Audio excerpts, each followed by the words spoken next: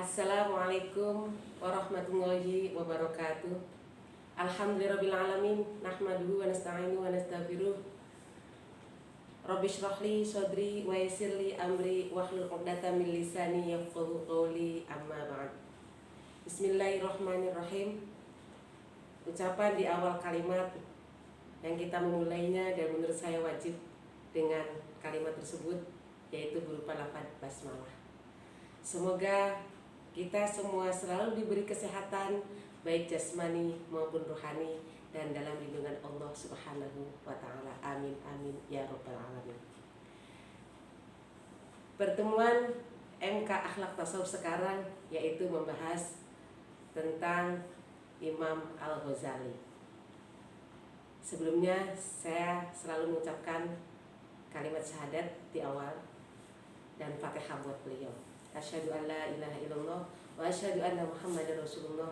Allahumma sholli ala sayyidina Muhammadin wa ala alihi wa sahbihi wa sallam. Asyhadu an la ilaha illallah wa asyhadu anna Muhammadar Rasulullah. Allahumma sholli ala sayyidina Muhammadin wa ala alihi wa sahbihi wa sallam. Asyhadu an la ilaha illallah wa asyhadu anna Muhammadar Rasulullah. Allahumma sholli ala sayyidina Muhammadin wa ala alihi wa sahbihi wa sallim. A'udzu billahi minasyaitonir rajim. Bismillahirrahmanirrahim. Alhamdulillahirabbil alamin, arrahmanir rahim, maliki yaumiddin.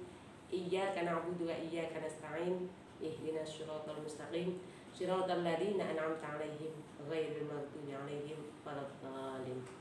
Rabbighfirli wa li walidayya wa lil mu'minina amin. Imam Al-Ghazali, nama lengkap beliau yaitu Muhammad bin Muhammad bin Muhammad bin Ahmad Abu Hamid At-Tusi Asy-Syafi'i. Nama beliau dinisbatkan kepada pekerjaan ayahnya yaitu Al-Ghazal yang artinya pemintal, pebisnis world.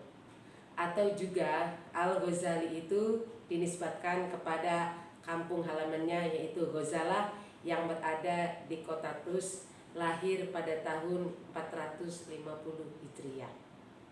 Beliau sebelumnya yaitu menjadi seorang filosof.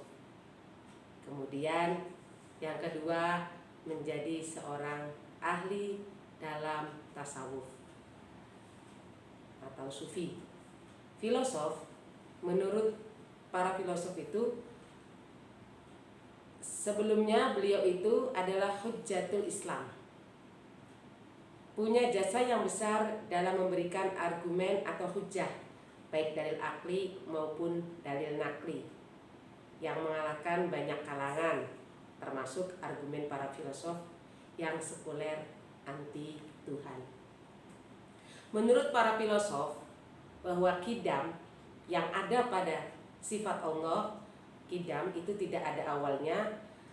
Menurut filosof tentang qidamnya alam, menurut Al-Ghazali itu bertentangan dengan ajaran Islam. Menurut beliau bahwa alam semesta adalah ciptaan Allah. Karena itu alam bersifat baru karena ciptaan Allah tadi. Sebab wujud Tuhan yang qadim menjadi sebab bagi wujud yang baru. Tidak mungkin sesuatu yang baru menciptakan yang lebih dulu.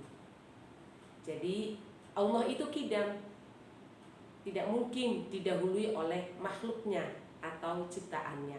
Inilah menurut pendapat Al-Ghazali, Imam Ghazali kepada para filosof tentang qidamnya Allah itu. Kemudian pendapat filosof tentang pengetahuan Tuhan,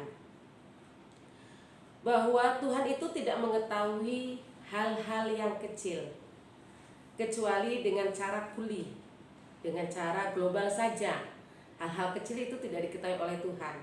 Dengan alasan yang baru ini dengan segala peristiwanya selalu berubah. Jadi ada hal baru maka berubah. Menurut Al-Ghazali ilmu adalah suatu tambahan yang tidak berpengaruh dengan zat Allah itu sendiri. Kalau pengetahuan atau sifat Allah dari Al-Alim itu adalah tidak mengetahui hal-hal yang kecil, tidak mungkin. Kenapa tidak mungkin? Ya karena Allah mengetahui sampai di lubuk hati yang paling dalam itu saja mengetahui. Makhluk yang paling kecil seperti contohnya adalah virus. Nah, di situ beliau Allah itu tahu. Jadi menurut Al-Ghazali, hal yang dikemukakan oleh filsuf bahwa Allah itu hanya mengetahui hal-hal yang kuli saja itu tidak benar. Kemudian pendapat filosof juga tentang bangkitnya jasmani, menurut mereka mustahil. Nanti ketika kita mati, maka yang dibangkitkan jasmaninya itu mustahil dengan jasad yang utuh seperti ketika awal-awal meninggal. Tapi menurut Al-Ghazali di sini, manusia dibangkitkan kembali itu antara jasad dan ruhnya. Jadi bukan hanya jasadnya saja yang dibangkitkan, rohnya juga. Jadi pendapat tadi oleh para filosof berbeda dengan Imam Al-Ghazali.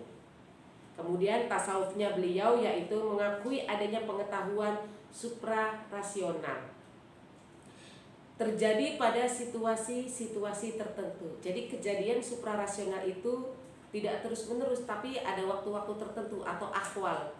Mereka melihat hal-hal yang tidak sesuai dengan akal. Ya, Imam Al-Ghazali ini meyakini bahwa adzauq, rasa, intuisi lebih tinggi dan lebih dipercaya dari akal untuk menangkap pengetahuan yang betul-betul diyakini kebenarannya. Pengetahuan ini diperoleh melalui nur yang dilimpahkan Allah dalam diri beliau. Jadi kalau nur yang datang pada diri seseorang itu, maka itulah kebenaran yang hakiki. Kebenaran yang kita lihat secara mata indrawi itu bisa hanya sekedar penglihatan yang semu atau ya bisa salah. Tetapi kalau sudah nur yang datang pada diri seorang, itu Allah sendiri yang membimbing. Itulah yang diakui oleh Imam Al-Ghazali bahwa kekuatan nur, kekuatan dzauq yang diberikan oleh Allah itu kebenarannya adalah hakiki. Kemudian Imam Al-Ghazali ini berucap, saya siap kembali ke hadiratmu, ke hadirat Allah Subhanahu wa taala dengan ketaatan dan kepatuhan. Beliau berjanji bahwa saya itu siap. Orang sebanyak yang sekarang itu ketika mau meninggal takut, tapi justru beliau itu malah senang karena akan bertemu dengan kekasihnya. Beliau wafat di tempat kelahirannya sama di Tus pada umur 100 tahun. Jadi 505 Hijriah. Sekian saja dari saya. Kurang lebihnya mohon maaf, semoga bermanfaat. Akhirul kalam, billahi taufiq wal hidayah. Wassalamualaikum warahmatullahi wabarakatuh.